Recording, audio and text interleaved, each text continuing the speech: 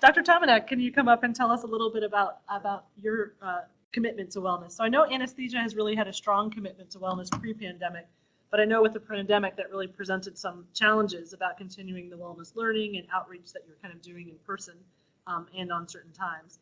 And I know you've had some unique training that kind of makes you even more helpful and resourceful in this area. So first, tell us a little bit about your background and the unique training that you've undergone as a medical student at UT Galveston, and then what made you interested in applying this to wellness and medicine. Definitely. So at UTMB, there is minor tracks, essentially. Throughout your entire education, you can graduate with a minor as physician healer track, and there's like MBAs and stuff like that as well. For the physician healer track, we focus on 4 years of wellness curriculum, and it really does hone in on a wealth of wellness practices and how to integrate that into your wellness routine. Many meetings, 72-hour silent meditations, yoga, mindfulness-based stress reduction, etc. Wow. Yeah.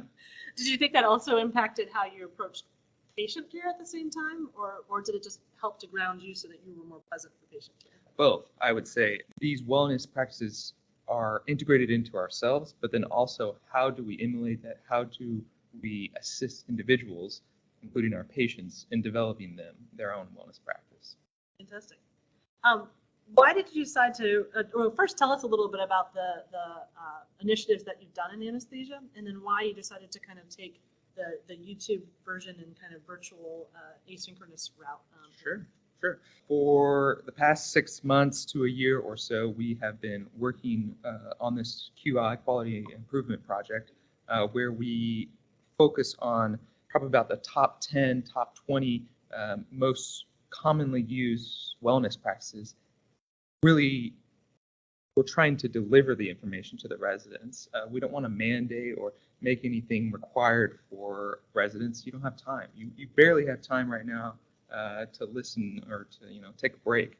So we really were trying to say, hey, how can we deliver something that has 24-hour access that you can do on your own, that's not in any way taken away from the GME wellness resources that are already out there. It's really a supplement. There are several different topics that we've covered already, but we are really trying to look into the future. How can we integrate this through our entire department? How can we go beyond that? Fantastic. While you were talking about that, I remember seeing one of your videos on time and having like a piece of paper. It was a great visual for Dr. Norris, but kind of folding that piece of paper and having 24 different little subsets and understanding really where our time is, where we really have it, and being able to be cognizant and honest about our time accounting and what we can fit these practices in. So I think some great practical stuff too, even just on some videos. Definitely. Tell us a little bit about we've mentioned them a little bit, but a little bit more about the topics you cover and why you picked those topics as things that are reachable for the residents. Sure, yeah. Let me bring and share my screen. All right.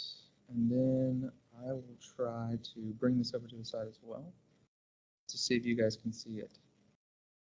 So this is kind of our YouTube channel homepage, and we have several videos already uploaded onto it. So we try to really take baby steps into saying, hey, this is mindfulness, this is self-compassion and shame resilience, this is mindfulness-based stress reduction, this is how you try to eliminate some of your distractions, and how you can integrate these practices into your daily life. Like you were talking about earlier about that 24-hour homework that you can work on, essentially you can fold up a paper a couple of times and divide those boxes and say, hey, these are how many hours in a day I have and how much control do I actually have. Mind you that continued sleep or sleep less than 7 hours continuously, you won't be able to keep that up. You always are going to have to catch up on that.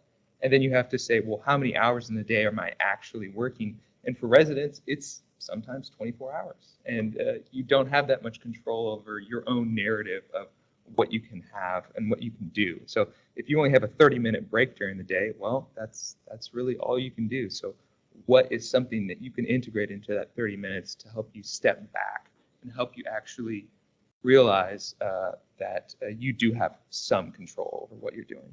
This is our wellness content outline, and kind of what we're going into. And if you can actually see, the main things we are actually trying. What is this practice? I don't know anything. What is this practice? Quick definition. What is the supporting evidence? Is it an RCA? Is it a meta-analysis? And then how do I deep dive and jump off into this? Where do I get started with it? From our initial survey, because this is how we actually identified, hey, these are the topics, these are the information that we want to get out. And from what we could actually see is, hey, our residents are interested in wellness practice. But and a lot of them do have wellness routines because every individual can say, hey, well, I like to take walks, I like to work out, that's my wellness routine. And this document kind of just outlines and portrays the emails that we've sent out to our individuals. And we've actually had a really good response for this. I've had many personal communications by our residents. Hey, these videos are awesome.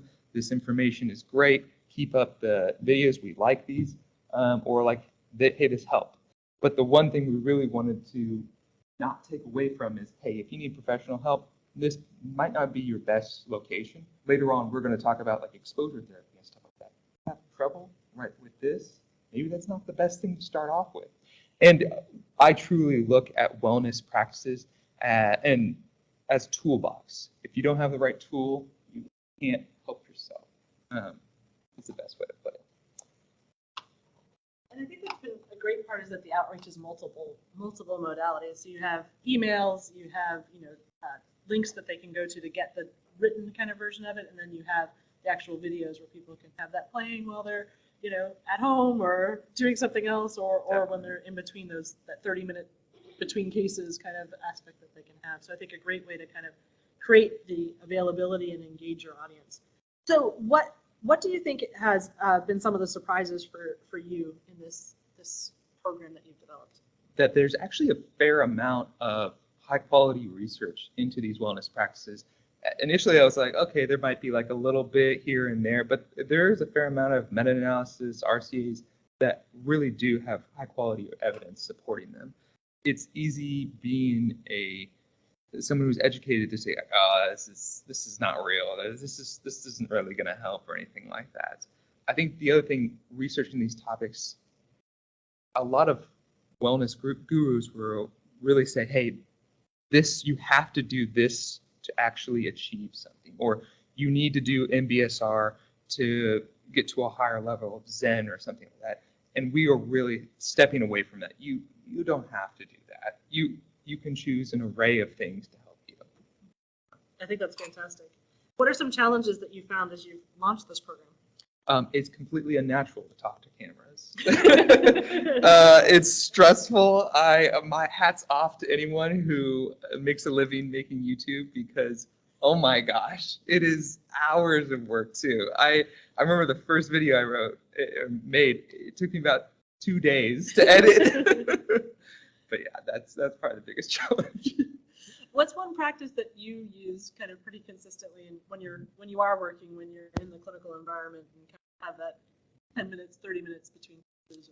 I would say I integrate it during. I even did this the other day. So I was placing a difficult line on a patient, a vascular path, and I just couldn't get it in, and I just remember just taking a deep breath, just taking several deep breaths and then going and getting it done. But that's probably the easiest one that you can integrate into a daily practice. Fantastic. I think that's a great way. Can people outside of anesthesia join this? Definitely. I believe wellness is for humans. We've put the contact information into the chat. You can go to Proactive Wellness Guide on YouTube, and you can also email that at proactivewellnessguide@gmail.com, and we can include you into our emails that we're sending out on a monthly basis or so. Fantastic. Well, thank you so much for supporting wellness at the resident level and at our all level. We're very excited for that. Thank you so much.